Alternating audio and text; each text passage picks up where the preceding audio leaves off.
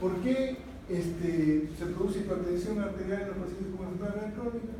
Porque hay una reducción de la masa de las nefronas, hay un daño parenquimatoso, hay uremia, hay rigidez de la pared arterial, que ya vimos que produce hipertensión, hay activación del sistema renina-angiotensina arterial, que ya vimos que produce también hipertensión, hay retención de sodio, está ahí la aldosterona metida.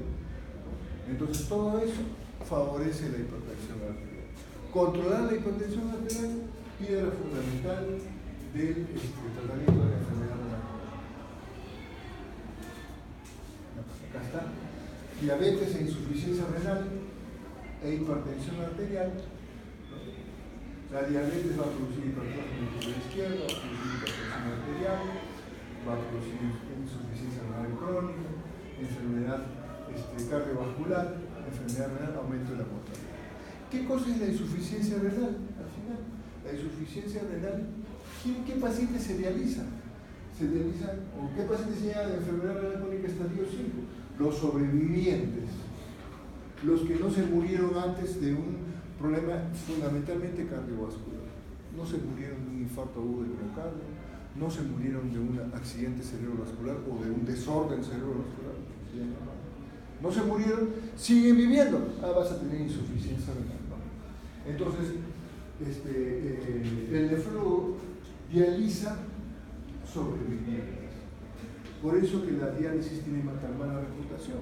Porque dicen, mira, el paciente estuvo dializando 100 meses y se ha muerto. La diálisis lo mató.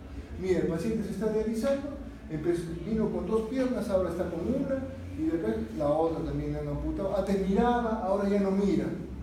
¿No?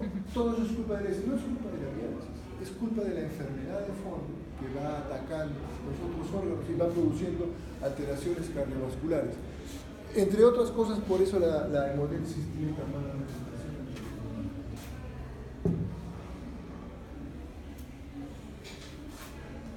Enfermedad vascular ateromatosa, hipertensión arterial maligna, isquemia, ¿no?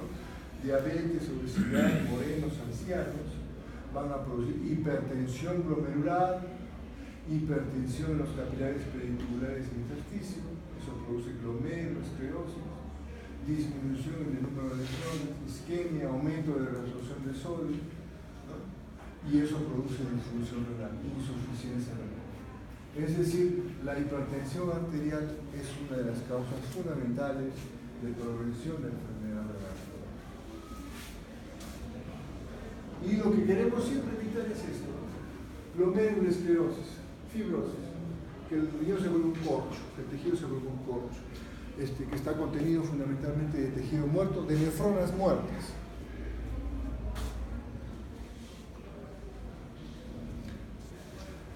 Entonces, ¿cuáles son los factores de riesgo para la progresión de enfermedad renal y hipertensión arterial esencial?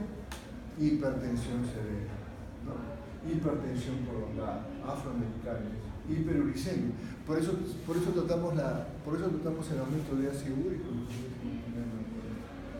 intoxicación crónica por flúor, obesidad, síndrome metabólico, cambios en el estilo de vida, uso de diuréticos en forma más autónoma crónica, reducido el número de nefronas y la edad.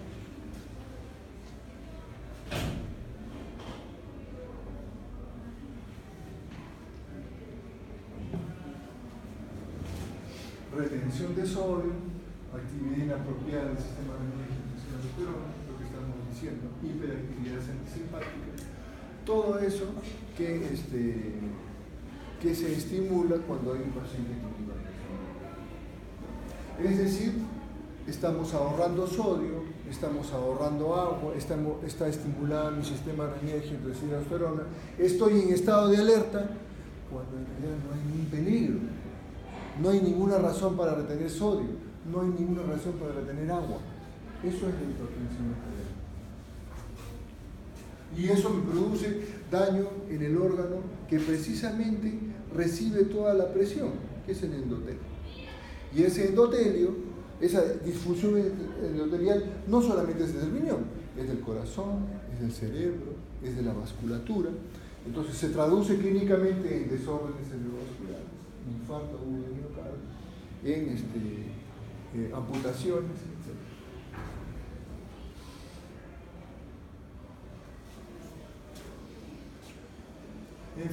¿Por qué la hipertensión arterial acelera la progresión de insuficiencia renal? Porque produce nefroesclerosis, glomerulosclerosis, hipertensión glomerular, ¿no? Hipertrofia glomerular, isquemia glomerular, esclerosis glomerular, pérdida de nefrosis. Es decir, la hipertensión arterial, esa presión que recibe el endotelio, en el caso del riñón se traduce en muerte de la nefrona. Nací con 2 millones de nefronas, estoy hipertenso, entonces comienzan a morirse mis nefronas en forma mucho más rápida.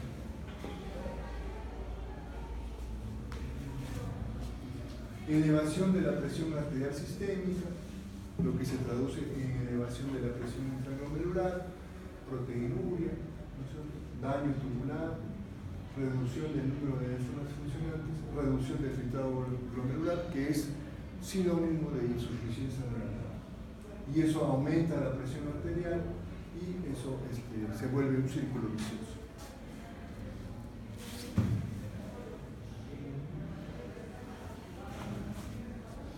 Es decir, actúa el sistema renin-angiotensina-aldosterona, hipertensión glomerular, estrés oxidativo, disminución endotelial, hay glomerulosclerosis, fibrosis tubular intersticial y daño renal. La hipertensión arterial en el cerebro, ACV, en el corazón, infarto agudo del miocardio, en el riñón, insuficiencia renal. Lo que pasa es de que la insuficiencia renal es una enfermedad, aunque usted no lo quiera, más noble. El paciente dura más. Y cuando ya su riñón no funciona, hay una terapia de sustitución, ¿no? Que es muy mal vista, pero bueno, hay una terapia de sustitución que es una rendición de Dios, que al final es la hemodiálisis, ¿no? En cambio, si tengo un desorden cerebrovascular, si tengo un infarto agudo del miocardio, no hay una terapia de sustitución así, se me va a comprometer la vida. Por eso que los pacientes con insuficiencia renal duran más tiempo.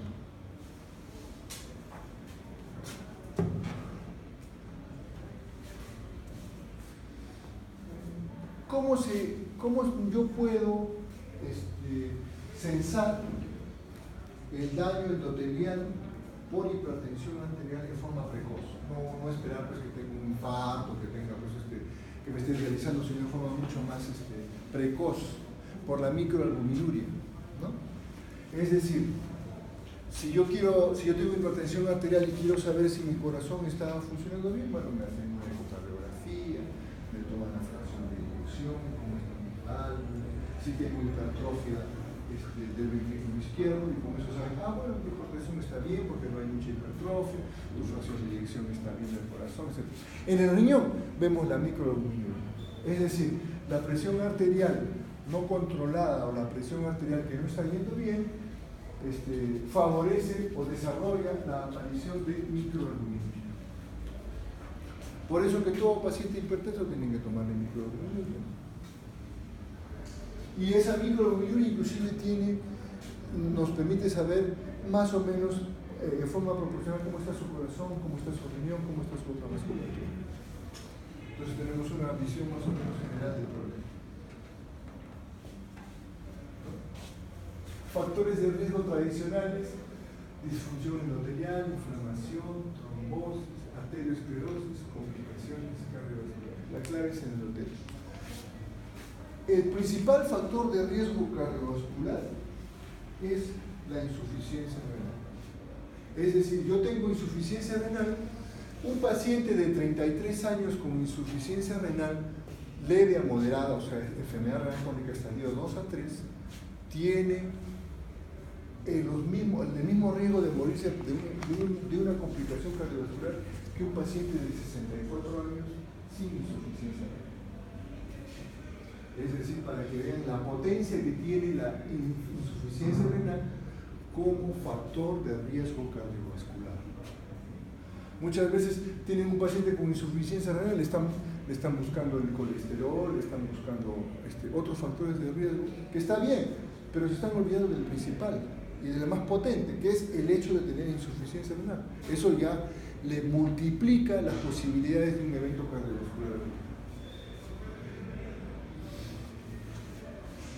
Disfunción endotelial, inflamación crónica, microalbuminuria, más otros factores de riesgo cardiovascular van a producir muerte cardiovascular.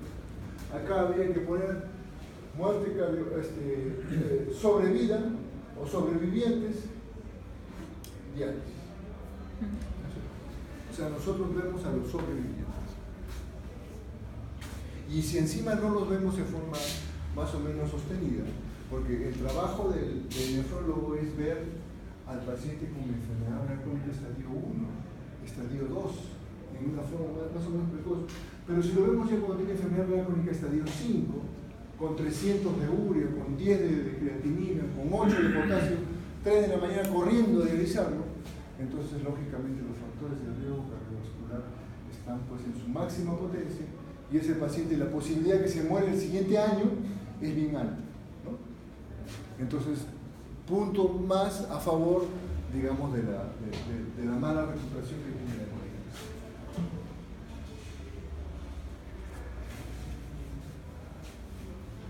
Es decir, la insuficiencia renal crónica produce anemia, produce disfunción plaquetaria, generalmente son diabéticos los pacientes, estrés oxidativo, coagulopatía, ¿no?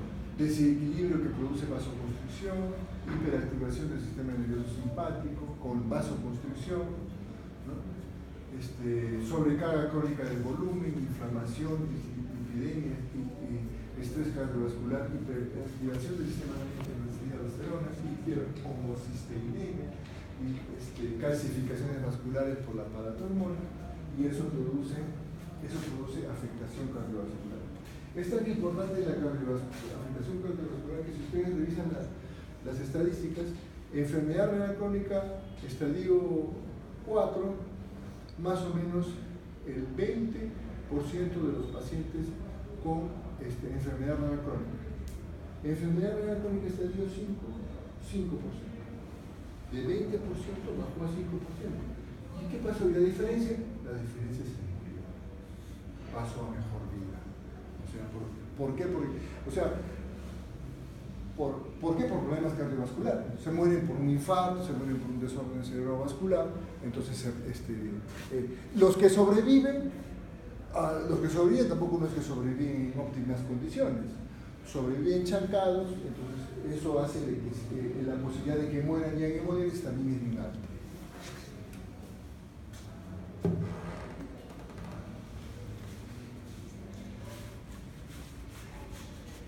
La posibilidad de tener un evento cardiovascular cuando tengo una depuración de menos de 15, o sea, tengo una enfermedad renal crónica estadio 5, es esta cifra, ¿no? A diferencia del paciente que tiene enfermedad renal crónica estadio 1. 2, 3, 4, 5. Miren cómo se muere. Es decir, el paciente con enfermedad renal crónica se muere de un problema cardiovascular. Esta es más o menos la progresión. La hipertensión aumenta, el riesgo cardiovascular aumenta. Al comienzo podemos hacer prevención o podemos pensar en regresionar, pero ya en estadio 3 o 4 o menos 5 ahí ya no se hace prevención, se prepara para una terapia de reemplazo total. La creatinina sérica aumenta, la microalbuminuria aumenta, la hipertrofia ventricular izquierda, el infarto de miocardio aumenta y otros factores de riesgo cardiovascular también aumentan. Es decir, es así la progresión de la enfermedad. La enfermedad renal crónica tiene, digamos, una simbiosis muy cercana con las complicaciones cardiovasculares.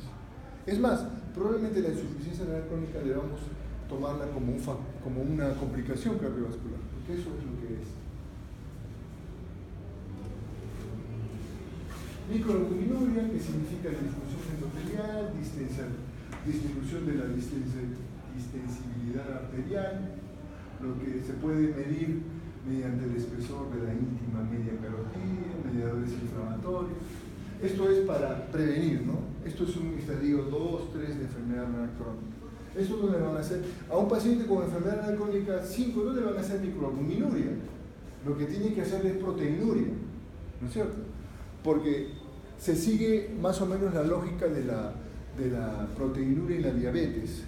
La proteinúria y la diabetes primero es microalbuminuria, después es albuminuria, después es proteinuria, lo que se llama proteinuria selectiva en un inicio y no selectiva. ¿Por qué la albúmina? ¿Por qué lo primero que elimina un riñón que no está tan chancado es la albúmina? Para que no se duerma. Es la más chiquitita o es la menos grande. Entonces, conforme el daño es más pequeño, voy eliminando primero la proteína más chiquita que es la albúmina, y conforme el daño es más grande ya elimino todo, pues, porque ya en realidad es una proteína no selectiva.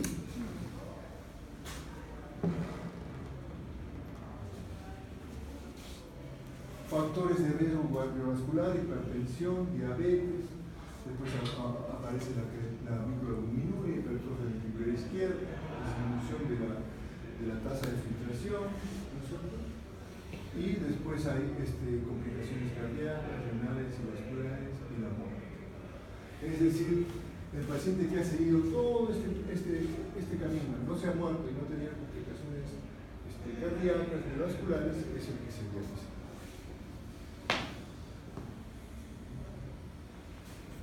Ahora, esto es más o menos la relación que hay entre la hipertensión arterial esencial o primaria y la enfermedad renal crónica. Ahora vamos a hablar un poco de la hipertensión arterial secundaria. Ustedes saben que la hipertensión arterial esencial o primaria es la más frecuente, la que más prima, ¿no? ¿Por qué? Porque no se sabe la causa. Cuando alguien les dice, ¿y este problema que tienes primario? Les dicen, es porque no se tienen idea de cuál es la causa por la que apareció ese problema. Igual, hipertensión arterial primaria no se sabe muy bien cuál es la causa, o es una sumatoria de causas. Secundaria es cuando sí se sabe la causa, ¿no? Entonces, dentro de esto, la estenosis de la arteria renal es la causa más frecuente, ¿no? En hombres mayores de 50 años, esta estenosis de la arteria renal es por arteriosclerosis, y en mujeres jóvenes, esta estenosis de la arteria renal es por displasia fibromuscular, ¿no? Y el único tratamiento definitivo es la revascularización de la arteria renal.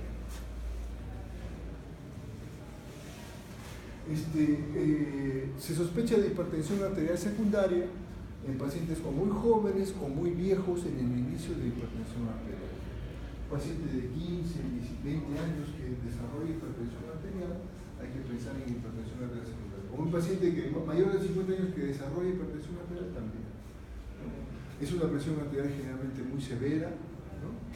Tiene un comienzo más o menos brusco y hay lesiones de órgano blanco en forma más o menos rápida, porque es una hipertensión muy difícil de tratar. Hay hipocalemia por hiperaldosteronismo, hay un soplo abdominal, que lo que estamos escuchando es el paso de la sangre por la arteria renal, y eso, al haber una obstrucción, se produce clínicamente un soplo. Puede haber riñones palpables cuando son riñones poliquísticos. Hay cuando es un feocromocitoma, que es otra causa menos común. Hay taquicardia, sudoración, temblor. Hay coartación de la aorta con disminución de pulsos femorales, obesidad troncular, hirsutismo, estrías en el síndrome de Cushing. Hay antecedentes familiares de enfermedad renal. Cuando hay antecedentes familiares de enfermedad renal y aparición de hipertensión arterial, hay que sospechar en etiología secundaria. Y otra de las causas es de que otra de las curiosidades es que yo doy o trato de inhibir el sistema renina y angiotensina aldosterona y la función renal cae bruscamente, ¿no? Entonces eso me hace pensar más en un problema de hipertensión arterial secundaria. ¿Qué cosa es la estenosis de la arteria renal? Es el estrechamiento de una o más arterias o sus ramas por arteriosclerosis en los pacientes mayores de 50 años o menos frecuentemente por fibrodisplasia en mujeres jóvenes. Entonces tenemos esta tríada de estenosis de la arteria renal con insuficiencia renal crónica y con hipertensión, que más o menos van de la mano. ¿Cuál es el problema? Si yo tengo dos riñones y en un riñón hay estenosis de la arteria renal, lo que va a producir en ese riñón estenosado es de que va a llegar poca sangre a la arteriola aferente. Eso va a ser censado por el sistema renina-angiotensina-aldosterona y se va a estimular ese sistema para tratar de compensar esta disminución de sangre o disminución de llegada de sangre a este riñón estenosado. Entonces el sistema renina-angiotensina-aldosterona va a estar estimulado. Ese estímulo va a ser sobre toda la economía. Me va a producir vasoconstricción y me va a producir daño en el órgano que está, en el riñón que está sano. En el riñón que está sano, que no hay estenosis, también actúa el sistema renina-angiotensina-aldosterona. Por eso que el tratamiento, con muchas dudas, pero el fundamento es más o menos el siguiente: cuando se puede revascularizar el riñón estenosado, se revasculariza. ¿Cuál es el principal impedimento para decir si se revasculariza o no se revasculariza? Que ese riñón ya no funcione, es decir, que la estenosis tenga muchos años y ha permitido de que ese riñón ya no funcione. Si ya no funciona, ¿qué van a revascularizar? Nada, porque en realidad el problema ya es crónico, irreversible. Lo que se hace en ese punto es probablemente sacar ese riñón. ¿Por qué sacar? Porque queremos proteger el otro riñón. Lo que queremos es disminuir la estimulación del sistema renina-angiotensina-aldosterona. Para eso sacamos o revascularizamos o sacamos ese único riñón para proteger el otro riñón.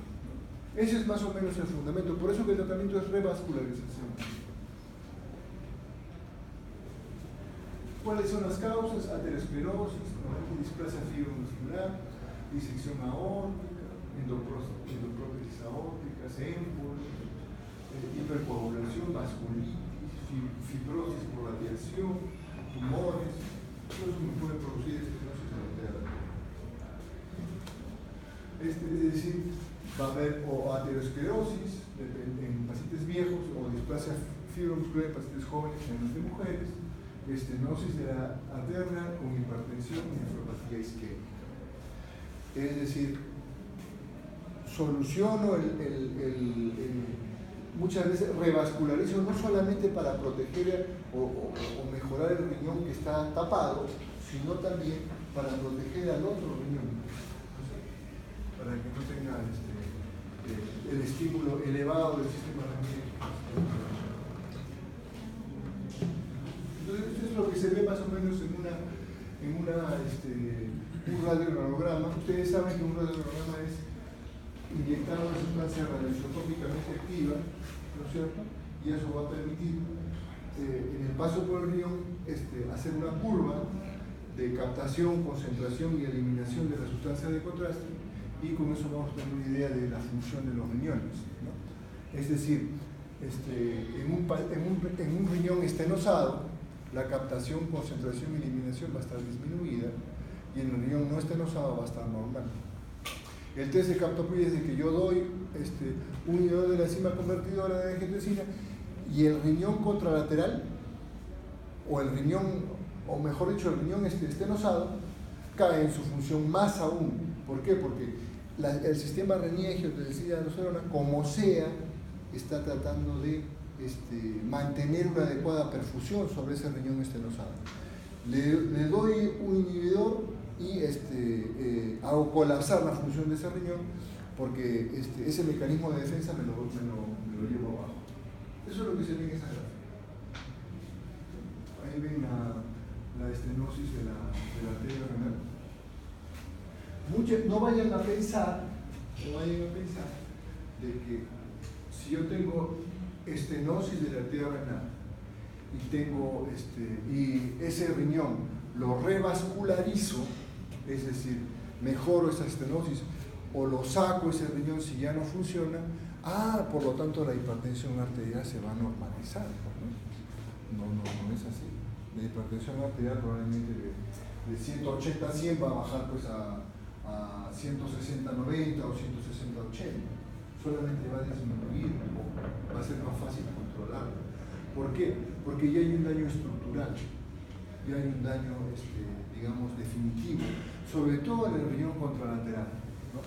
Por eso que muchas veces vemos a los pacientes que les dicen, no, es que a mí hace 20 años me operaron de la arteria renal y me dijeron que ya no necesitaba ninguna pastilla para la presión. No es así, la presión no es así. Lo que pasa es que baja un poquito. Y no es el objetivo controlar la presión, sino el objetivo es preservar la función renal. Por eso se interviene.